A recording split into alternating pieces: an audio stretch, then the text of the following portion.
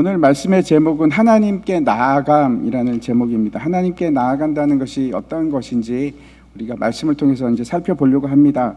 지난 시간에는 우리가 함께 상속자가 되었고 함께 몸의 지체가 되었고 또 약속에 참여하는 자가 되었다. 그 약속에 참여하는 자가 그리스도의 일꾼들입니다. 그 말씀을 이제 살펴봤는데 다시 한번 이제 9절 말씀 한번 보도록 하겠습니다. 9절 같이 한번 읽었으면 좋겠습니다. 시작.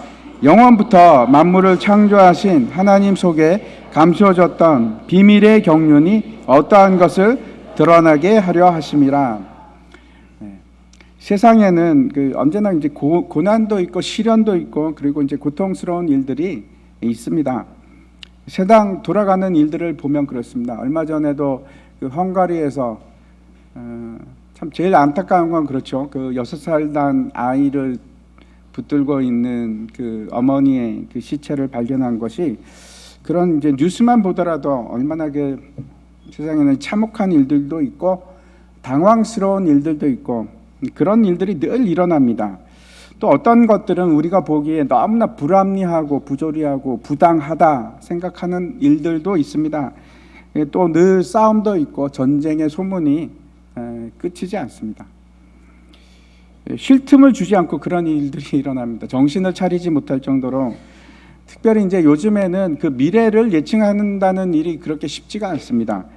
국제 정세가 막 요동을 치고 또 경제도 어떻게 될지 아무도 장담할 수 없는 그런 불확실성 속에서 우리가 살아간다 하는 생각이 듭니다.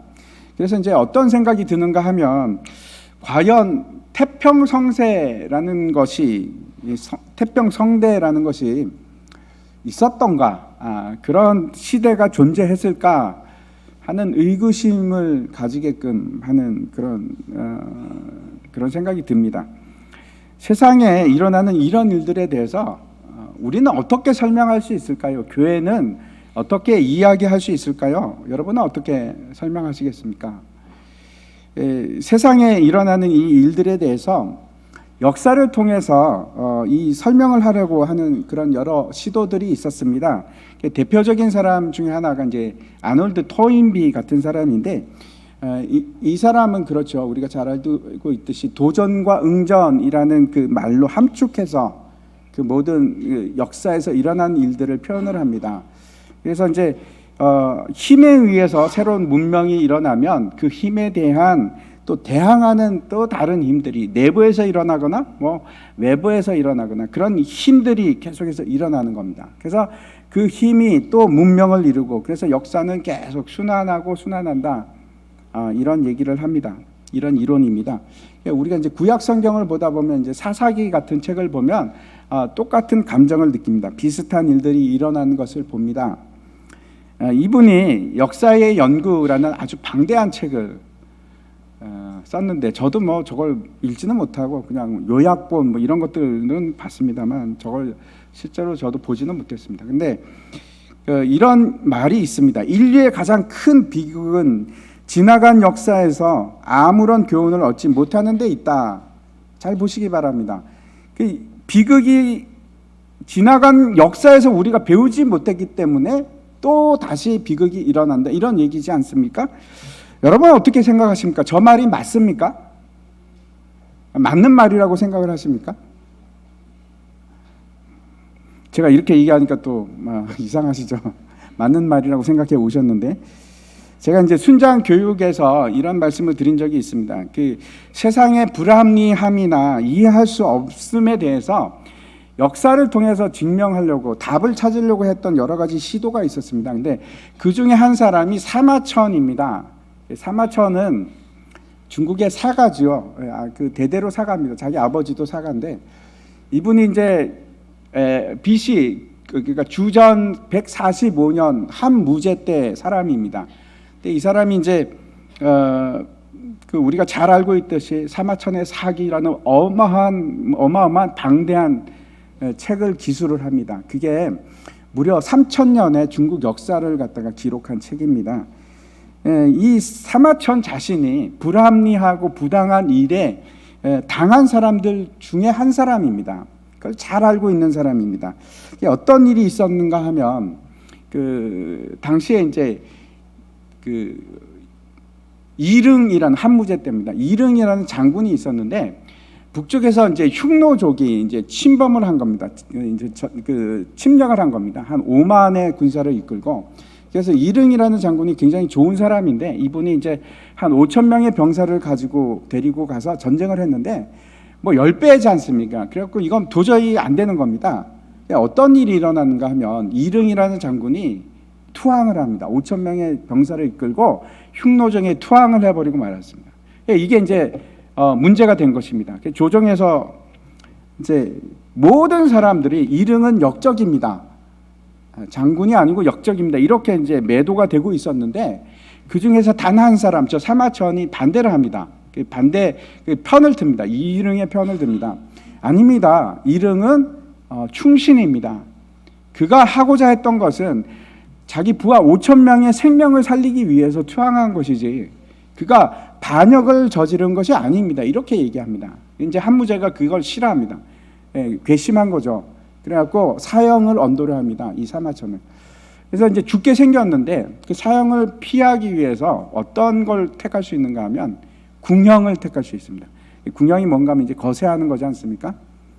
그거를 이 사대부집 사가인 그 사마천이 궁형을 택합니다. 그래서 이제 거세를 당하게 되는데 왜 그 궁형을 택했을까요? 궁형을 택해서 내시가 되었을까요? 저 사기를 끝내기 위해서 그랬습니다. 사기를 살아남아서 끝까지 완성하기 위해서. 그래서 이제 그 집필을 하는데 그 사기에 보면 수많은 그 인간 군상들이 등장합니다. 돈이 많은 사람부터 시작해서 가난한 사람, 비천한 사람, 권력이 있는 사람, 뭐 상인도 나고 이런 사람도 나고 저런 사람도. 왜 그런 많은 사람들을 기록을 했을까요? 그 역사에, 사기에. 이 사마천이 하고자 했던 것은 역사를 통해서 이 세상의 불합리한 것들, 이해할 수 없는 것들에 대해서 답을 찾으려고 한 것입니다. 거기에 어떻게 하면 내가 답을 찾을 수 있을까? 사마천이 이제 사기에 여러 가지 아주 명언들을 많이 남겼습니다. 이제 우리가 잘 알고 있는 절치부심, 그다음에 뭐 와신상담 그런 그 사자성어들을 많이 남겼었는데 사마천이 남긴 대표적인 사자성어를 꼽으라고 하면 저는 저 지록위마라는 글을 꼽고 싶습니다. 저게 이제 무슨 뜻인가 하면 사슴을 가리켜 말이라 한다 그런 뜻입니다. 이게 무슨 말인가 하면 이제 진시황 때 이제 진시황이 죽고 나서 그 아들이 어린데 젊은데 21살 때 왕이 됩니다. 호해라는 사람인데 그래서 이제 힘이 없으니까 환관 중에 조고라는 환관이 있었는데 이 사람이 완전히 그 권력을 휘어잡고 흔들기 시작했습니다. 그래서 호해는 왕은 왕인데 꼭두각시입니다. 꼭두각시 왕입니다. 하루는 이러는 겁니다. 이 조고가 죽은 사슴을 갖고 왔고 딱 놓으면서 이게 말입니다 그러는 겁니다.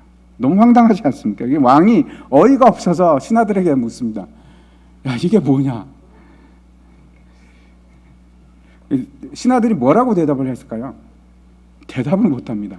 그 시퍼런 권세를 갖고 있는 조고가 한 말이니까 이거는 말이다. 뭐 이렇게 반론을 제기하지를 못하는 겁니다. 이제 한 신하가 사슴입니다 그랬다가 난리가 납니다. 이 사람이 모든 죄 다 뒤집어 쓰고 처벌을 당합니다. 처벌을 딱 하고 나니까 이 조고의 말에 대해서는 누구도 감히 뭐라고 딴지를 걸 수가 없는 겁니다. 이게 그 유명한 지록위마 사건입니다. 사슴을 가리켜 말이라 한다. 그 다음부터는 아무도 이 환관 조고에 대해서 맞서는 사람이 없었습니다. 세상에 일이 가능합니다. 이런 일이 가능합니다. 사슴을 가리켜 말이라 하는데 그런 불합리가 존재합니다. 이 토인비의 말처럼 사람들이 이전 역사에서 교훈을 받지 못했기 때문에 이런 일이 또 반복이 되고 또 반복이 되는 걸까요? 우리가 몰라서 그렇습니까? 사마천이 발견한 것은 이 세상에는 답이 없다. 아무리 찾으려고 해도 답이 없다. 이게 답이었습니다. 사마천의 답이었습니다. 물론 이제 제 생각이긴 하지만 휘셔라는 역사학자가 있는데 휘셔라는 역사학자가 어떤 말을 남겼는가 하면 이런 말을 남겼습니다. 어떤 역사에서도 그 역사의 목적을 발견할 수 없다, 이런 말을 남겼습니다. 그냥 사건들이 일어나지만 왜 일어났는가? 무엇 때문에 그 사건이 일어났지? 그것을 얘기할 수 있는 사람은 아무도 없다, 그런 뜻입니다. 어떤 사람은 우리가 가지고 있는 이 성경을 유대인의 역사책으로 생각을 합니다. 단지 역사로 생각하면 그렇죠. 아무것도 우리는 여기서 발견할 수 없을지 모릅니다. 그런데 하나님께서 이 성경을 통해서 우리에게 세상의 비밀을 드러나게, 나타나게 하십니다. 다시 한번 9절 말씀 보시기 바랍니다. 이 9절 말씀이 이런 얘기입니다. 영원부터 만물을 창조하신 하나님 속에 감추어졌던 비밀의 경륜이 어떠한 것을 드러나게 하려 하십니다.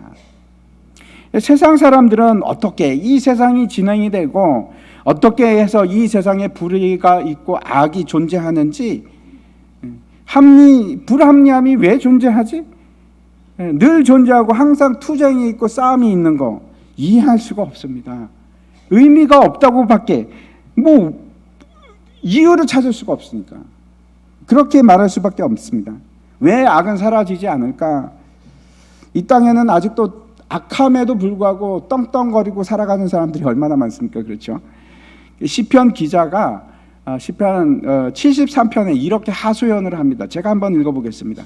하나님이 참으로 이스라엘 중 마음이 정결한 자에게 선을 행하시나 나는 거의 넘어질 뻔하였고 나의 걸음이 미끄러질 뻔하였으니 이는 내가 악인의 형통함을 보고 오만한 자를 질투하였음이로다. 그들은 죽을 때에도 고통이 없고, 이런 거 우리 많이 보지 않습니까? 악한데도 죽을 때도 고통도 없습니다. 그 힘이 강건하며 사람들이 당하는 고난이 그들에게는 없고 사람들이 당하는 재앙도 그들에게는 없나니. 자, 계속해서 읽어보겠습니다. 그러므로 교만이 그들의 목걸이요 강포가 그들의 옷이며 살찜으로 그들의 눈이 솟아나며 그들의 소득은 마음의 소원보다 많으며 그들은 능욕하며 악하게 말하며 높은 데서 거만하게 말하며 그들의 입은 하늘에 두고 그들의 혀는 땅에 두루 다니도다. 너무 공감 가지 않습니까? 세상에 이런 일들이 수도 없이 일어납니다. 왜 그렇습니까? 흔히 보는 일들입니다. 이게 시편 기자만 이런 것을 본 것이 아니고 우리가 언제든지 주위에서 발견할 수 있습니다. 사도 바울은 지금 옥에 갇혀 있습니다. 옥에. 하나님이 살아계시다면 도대체 어떻게 된 일입니까? 왜 옥에 있어야만 합니까? 제가 이제 앞에서도 말씀을 드렸었는데 여러분, 이런 일이 있을 수 있습니다. 뿐만 아니고 오히려 지극히 당연한 일인지도 모르겠습니다. 하나님께서는 이 세상과 저와 여러분을 향해서 너무나 분명한 계획과 치밀한 목적을 가지고 계십니다. 그리고 이 성경은 그 일의 시작부터 마지막까지 너무나 자세하게 그 계획이 무엇이고 그 계획이 어떻게 흘러가고 그 비밀의 경륜이 무엇인지 너무나도 명확하게 말씀하고 있습니다. 세상 사람들 보기에는 성경이 뜬구름 잡는 그런 이야기일지 모르겠는데 여러분, 우리에게는 이 성경 말씀이 실체입니다. 삶의 실체입니다. 우리 삶 가운데 일어나는 그 일들에 대해서 너무나 세상이 설명할 수 없는 그 일들에 관해서 너무나 분명하고 명확하게 우리에게 말씀해주고 있습니다. 그걸 한마디로 말씀드리자면 그게 뭔가? 세상의 구원입니다. 예수 그리스도를 통한 이 세상의 구원. 그래서 저와 여러분이 이 성경을 이해하지 못하면 여전히 우리는 의문 속에서 살아갈 수밖에 없습니다. 나에게 왜 이런 일들이 일어나지? 내가 이해할 수도 없고 내가 설명할 수도 없고. 이제 제가 신학교에 다닐 때 이제 저희 누님이 이제 암으로 돌아가셨습니다. 모두에게 굉장히 사랑을 받고 굉장히 선하고 너무나 아름답고 거룩한 사람이었습니다. 제가 참 좋아하는 누나였는데 저희 누님이 이제 죽기 전에 죽을 때까지 한 1년에서 6개월 사이에 일어난 일들이 저에게는 너무나 미스테리인 겁니다. 이해할 수가 없었습니다. 도저히 이해가 안 되는데 하나님 도대체 어떻게 이런 일들이 일어날까요? 도대체 이 일들의 목적이 무엇입니까? 왜 이런 일들이 일어납니까?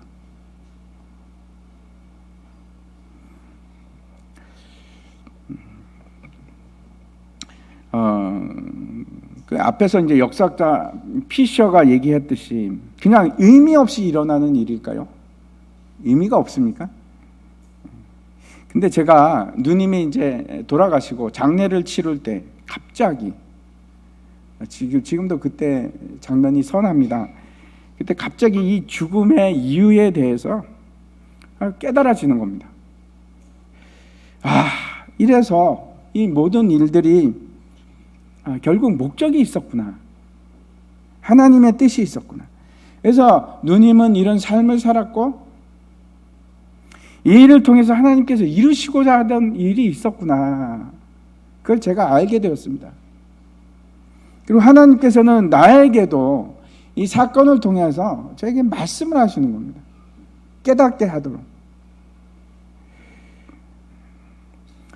태초라는 것이 존재하기 전에, 그러니까 태초 이전에 하나님께서는 너무나 놀랍고 세세하고 아름답고 완전한 계획을 만드셨습니다. 그리고 그 일들을 우리 삶 가운데서 하나씩 드러나게 하십니다. 이게 구원입니다, 여러분. 구원입니다. 그런데 그 하나님의 구원의 계획이 어떻게 일어날까요? 어떻게 나타나게 될까요?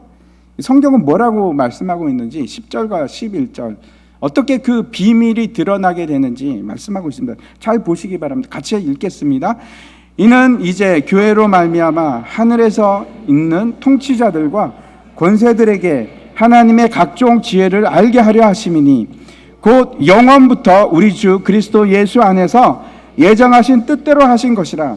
10절과 11절을 통해서 우리가 이제 두 가지 사실을 알 수 있습니다. 첫 번째는 그 비밀, 하나님의 각종 지혜, 하나님의 지혜가 무엇을 통해서, 무엇으로 말미암아 알려진다고 말씀하고 있습니까? 교회입니다. 너무 놀랍지 않습니까? 교회를 통해서 알려진답니다. 그리고 두 번째는 뭐라고 말씀하시는가 하면 그 비밀이 어떻게 알려지게 되는가 하면 우리 주 그리스도 예수 안에서, 우리 주 예수 안에서 그것이 차츰 밝혀질 것이다. 밝혀지고 있다. 드러나고 있다. 이렇게 얘기하고 있습니다. 먼저 이 교회를 통해서 하늘에 있는 통치자들과 권세들에게 하나님의 각종 지혜를 알게 하시고 하는 구절을 생각해 봤으면 좋겠습니다. 잘 보십시오. 땅의 통치자나 권세들이 아니고 어디입니까? 하늘의 권세, 통치자들입니다. 그 말은 이 땅에 있는 뭐 대통령이나 왕이나 이런 권세를 얘기하는 것이 아니고 하늘에 있는 권세는 천사를 얘기하는 겁니다. 그 천사가 선한 천사인지 악한 천사든지 그 하늘에 있다는 것은 땅을 벗어나서 우주적인 통치권을 얘기하는 겁니다. 그리고 그것을 교회로 말미암아 드러내신다라고 합니다. 잘 들으시기 바랍니다. 하나님의 지혜는 그 지혜를 드러내는 열쇠가 있습니다. 키. 그게 뭡니까? 그게 교회입니다. 교회를 통해서 드러내시는 겁니다.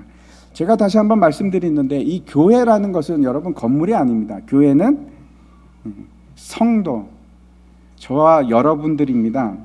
그래서 제가 이걸 다시 앞에 나온 표현대로 말씀드리면 교회란 하나님의 상속자, 함께 상속자 된 자들, 하나님의 몸의 지체가 된 자들, 그리고 하나님의 그 구원의 약속에 참여하는 자들, 그게 교회입니다.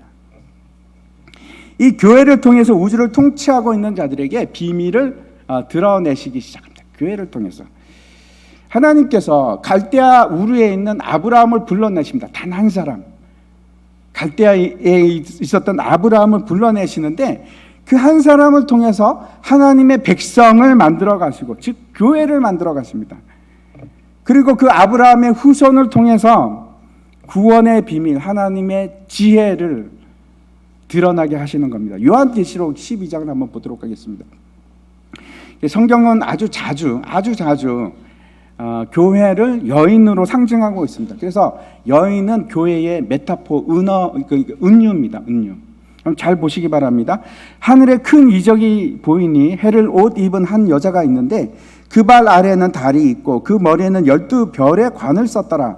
이 여자가 아이를 베어 해산하게 되매 아파서 애를 쓰며 부르짖더라. 하늘에 또 다른 이적이 보이니 보라, 한 큰 붉은 용이 있어 머리가 7여 뿔이 10이라. 그 머리 여러 머리에 7 왕관이 있는데 그 꼬리가 하늘의 별 3분의 1을 끌어다가 땅에 던지니라. 용이 해산하려는 여자 앞에서 그가 해산하면 그 아이를 삼키고자 하더니 여자가 아들을 낳으니 이는 장차 철장으로 만국을 다스릴 남자라. 그 아이를 하나님 앞과 그 보좌 앞으로 올려가더라. 이렇게 말씀하고 있습니다.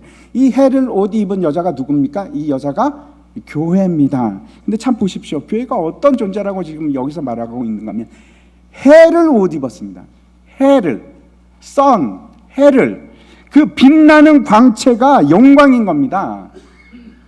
교회는 대단한 존재입니다. 그 영광이 빛과 같이, 해의 빛과 같이 빛나는 존재가 교회입니다. 그리고 보십시오. 그 발에 달이 있습니다. 통치권을 가지고 있고 그 머리에는 12별의 관을 썼다 이렇게 얘기합니다. 이 12라는 것은 언제나 그 12지파와 12사도, 구약과 신약의 교회를 상징하는 것입니다. 그 교회를 통해서 해산을 하고 아이를 낳습니다. 그 아이가 누굽니까? 예수 그리스도. 아브라함과 그 자손을 통해서, 즉 하나님의 백성을 통해서 예수 그리스도가 이 땅에 태어나게 됩니다. 하나님의 교회를 통해서. 그리고 이 예수에 대해서 지금 5절 한번 보십시오. 뭐라고 합니까? 철장으로 만국을 다스릴 자다 이렇게 말씀하고 있습니다. 그래서 예수 그리스도가 이 땅에 오신 것도 결국 하나님의 계획은 교회를 통해서 예수 그리스도가 이 땅에 오시게끔 하셨고, 예수님께서 다시 오시는 것도 마찬가지입니다. 교회를 통해서 예수님께서 그 오시는 길을 예비하게끔 합니다. 교회를 통해서 예비합니다.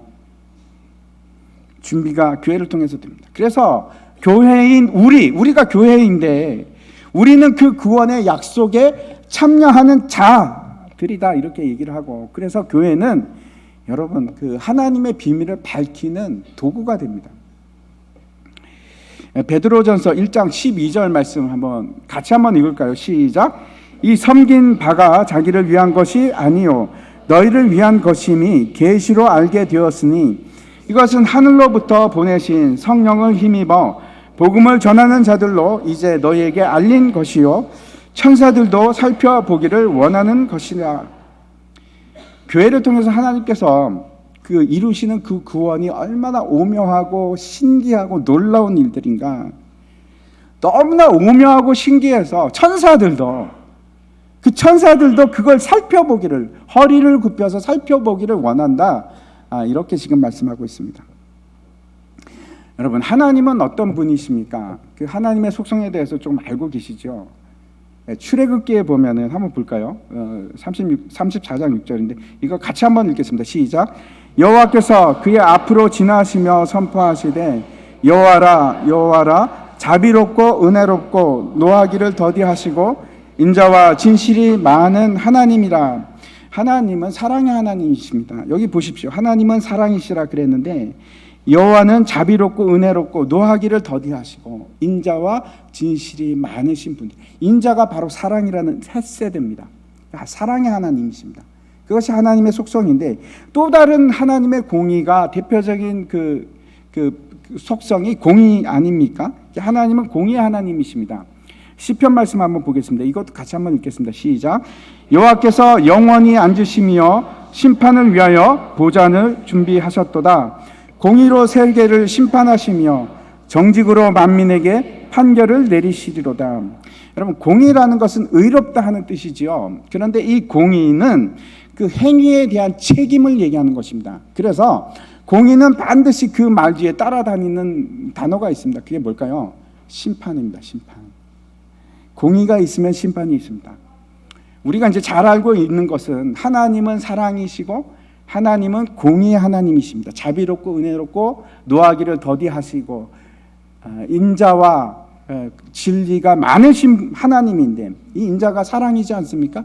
사랑이 많으신 하나님이고 노하기를 더디하시는데 어떻게 노하시고 심판하실 수가 있을까요?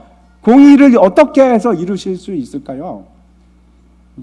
어떻게 조화롭게 공의와 사랑이 동시에 나타날 수 있을까요? 우리가 그 답을 알고 있습니다. 그 답이 뭐죠? 예수님. 예수님께서 우리와 하나님 사이에 화목케 하기 위해서 오셨습니다. 근데 한 장 넘겨주십시오. 도대체 화목이라는 것이 무슨 뜻일까요? 여러분, 화목하면 어떤 의미가 생각이 나십니까? 편안하고 평화스럽고 다툼이 없고 서로 잘 지내고 반목이 없고 그런 거 생각나시죠? 우리나라 말로는 화목이 그런 뜻입니다. 그런데 히브리어로는 화목이 조금 다른 뜻입니다. 그게 어떤 뜻인가 하면 화목이라는 것은 희생을 통한 평화라는 뜻입니다. 희생을 통한 평화. 이게 도대체 무슨 말인가? 우리가 죄를 지었습니다. 이를테면 제가 누군가의 차를 박아서 못 쓰게 만들었다고 생각을 해봅시다. 그러면 그 사람하고 차주하고 저는 어떻게 하면 화목게 될까요? 제가 그 차를 고쳐줘야 합니다. 돈을 물어주거나 아니면 보험 처리를 해주거나 그 공업소에 가서 딱 말끔하게 만들어주거나. 그래서 그 사람과 화목케 하기 위해서는 뭐가 필요하냐면 반드시 보상이 필요합니다. 희생이 필요한 겁니다. 보험 처리를 하건 어떻게 하건 비용을 지불하는 건데 어떤 식으로 그 행위에 대한 보상이 반드시 일어나는 것이 화목입니다. 그렇지 않으면 화목이 일어날 수 없습니다. 내가 가해자였다. 그래서 죄송합니다. 제가 그 대가를 치르겠습니다. 제가 뭐 보험 처리하죠. 라고 하거나 또 다른 방법이 있죠. 어떻게 또 화목이 일어날 수 있습니까? 피해자가 이럴 수 있습니다. 피해자가 그런 겁니다. 괜찮아요. 실수하셨죠? 제가 다 이해합니다. 제가 용서하겠습니다. 그럼 용서합니다. 그러고 끝납니까? 아니요. 그렇지가 않습니다. 거기에서 뭐가 들어가야 되냐면 반드시 보상이나 그 희생이 들어가야 되는 겁니다. 피해자가 그것을 어떻게 합니까? 자기가 자기 돈으로 보험 처리하거나 돈을 내서 고치거나 아니면 돈이 없으면 어떻게 해야 됩니까? 차 없으면 어때? 내가 걸어 다니지. 그렇게 희생이 필요한 겁니다. 그게 화목입니다. 반드시 그 일이 일어나야지 공의가 실현이 되는 것입니다. 다시 말씀드립니다. 화목이라는 것은 공의를 기초로 하고 있습니다. 누군가가 반드시 희생이 되어야지만 화목이 일어날 수가 있습니다. 우리가 죄인 되었을 때 어떻게 화목이 일어나는가? 예수님께서 그 일을 하셨습니다.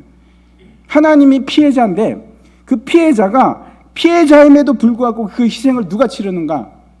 예수님께서 치르셨습니다. 죽으심으로. 이게 놀라운 하나님의 구원의 비밀입니다. 예수님께서 그 구원을 위해서 값을 치르신 것입니다. 근데 여러분, 이 일이 여기서 끝납니까? 아니요, 여기서 끝나지 않습니다.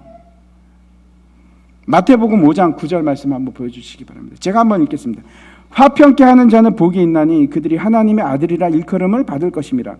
이 화평케 한다 하는 것은 피스메이커, 화목케 하는 자입니다. 화목케 하는 자가 누구라고 얘기합니까? 여기서? 네? 누굽니까?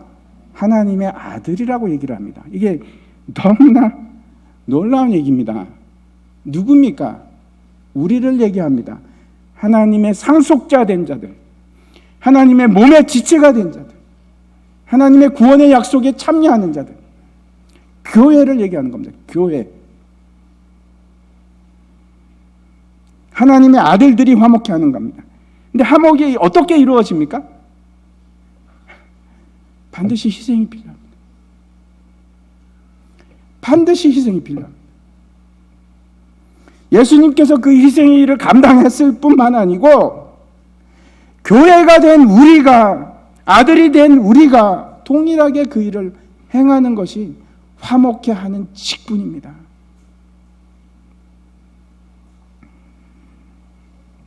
그것이 바로 영원부터 하나님 속에 감추어졌던 비밀의 경륜입니다. 그게 구원의 비밀입니다, 여러분. 그게 교회고 그것이 구원의 비밀입니다. 그 일을 어떤 사람들이 감당합니까? 예수 그리스도 안에 있는 자들. 예수 그리스도 안에 있는 자들만 그 일을 감당해 나갑니다. 희생함으로 화목케 하는 일을 하는 겁니다. 그 비밀을 깨닫기 시작하고 예수 그리스도 안에 있음으로 그 비밀을 깨닫기 시작하고 화목케 하는 일을 하는 자가 바로 교회입니다. 하나님의 상속자, 몸의 지체, 그 구원의 언약에 참여하는 자, 교회입니다.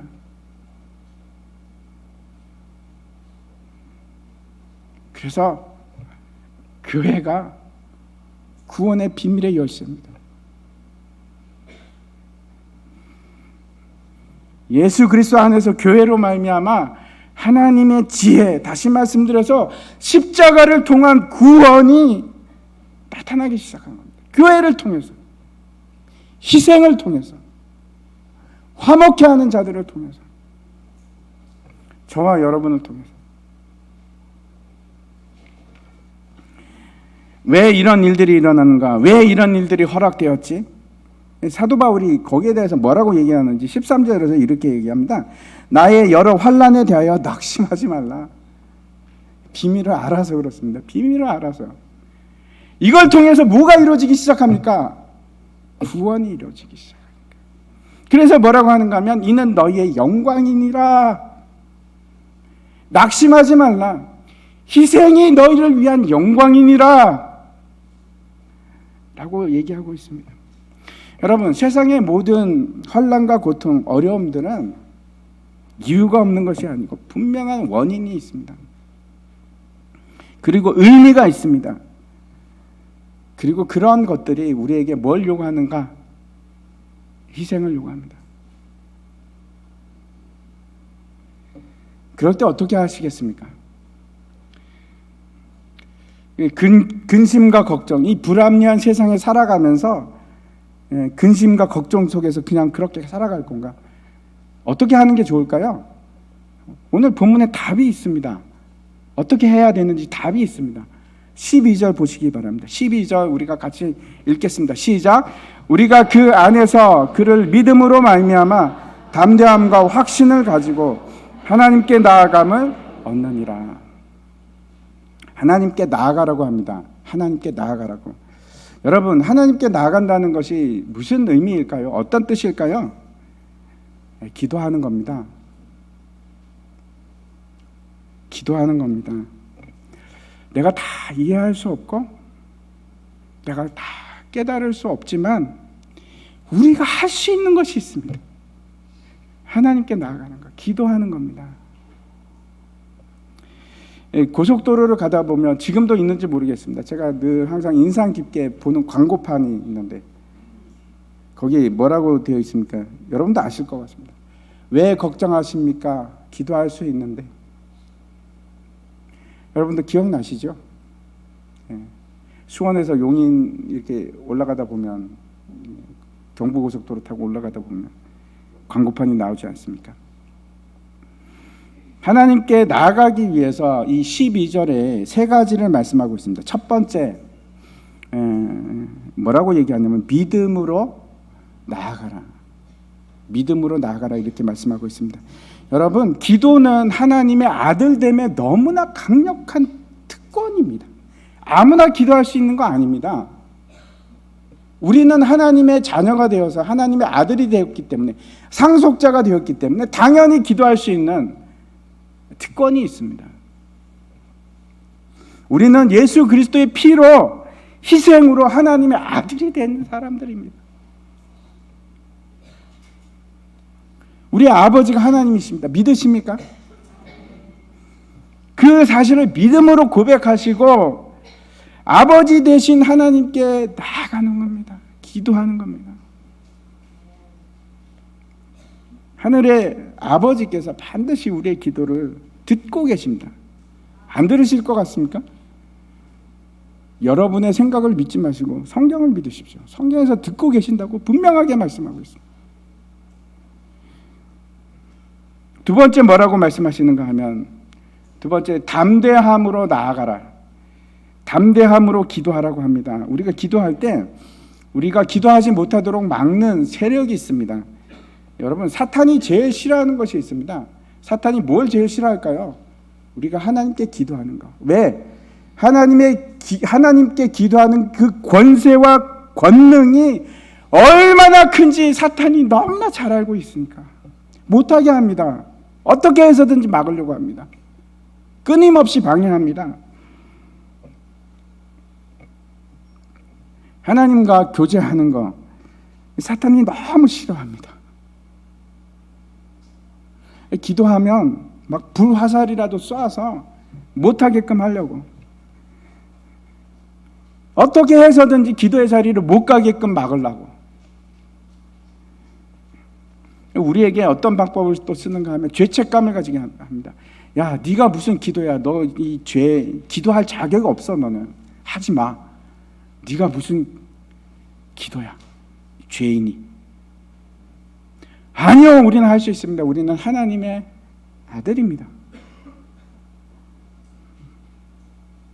담대함으로 나가시기 바랍니다. 담대함으로 기도하시기 바랍니다.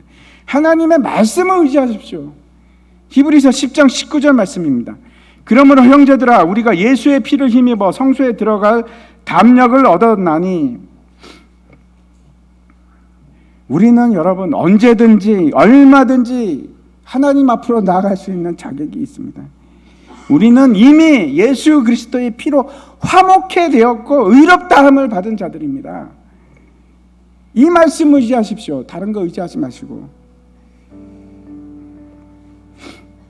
하나님 앞으로 나아가시기 바랍니다. 세 번째는 뭐라고 말씀하시는가 하면 확신으로 하나님께 나아가라. 확신을 가지고 기도하시기 바랍니다. 때때로 우리가 기도할 때 마음이 돌같이 굳어질 때가 있습니다. 하나님이 내 기도 들어주실까? 야, 안 돼. 기도해도 안 돼.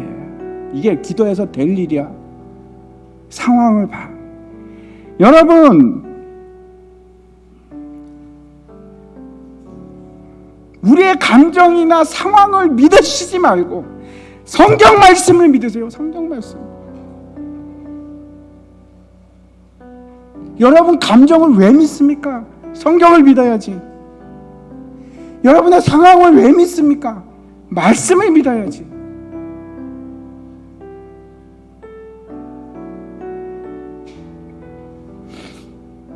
막 기도해봤자 결국 아무 일도 일어나지 않을 텐데. 그러지 마십시오. 기도하십시오. 확신을 가지고 기도하십시오. 확신을 가지고. 기도할 때 반드시 하나님께서 내 기도를 들어주실 것이고 내 길을 열어주실 것이고 나를 선한 곳으로 인도해 주실 것을 확신하십시오.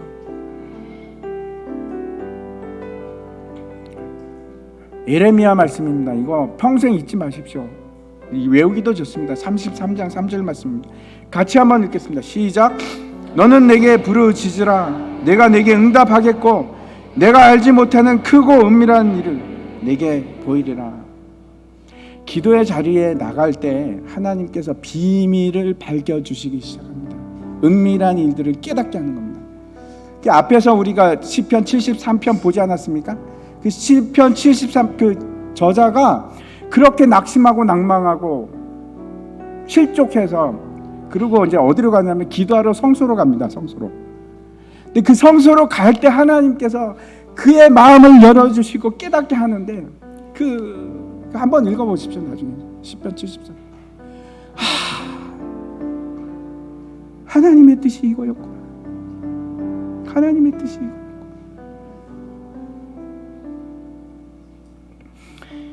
예, 제가 말씀을 마치려고 합니다. 우리가 세상의 일을 다 모릅니다. 알 수 없습니다. 그런데 반드시 그 비밀들을 하나님께서 우리에게 하나하나 나타내 주십니다. 기도하십시오. 기도할 때 은밀한 일들을 드러내 주시고 우리가 기뻐하게 하십니다. 기도로 하나님께 나아가십니다. 기도할 수 있는데 왜 걱정하십니까? 기도할 수 있는데 왜 걱정하십니까? 기도 안 하니까 걱정하시죠.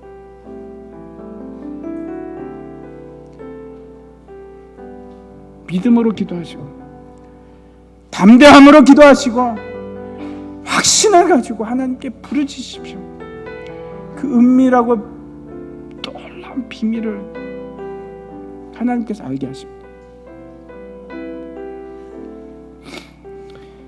그 확신을 가지시고 그렇게 하나님께 나아가실 때 하나님께서 그 놀라운 비밀을 이해하게 하시고 우리를 어떻게 만들어 가시는가, 화목케 하는 자, 그 희생을 감당할 수 있는 자로 만들어 가십니다.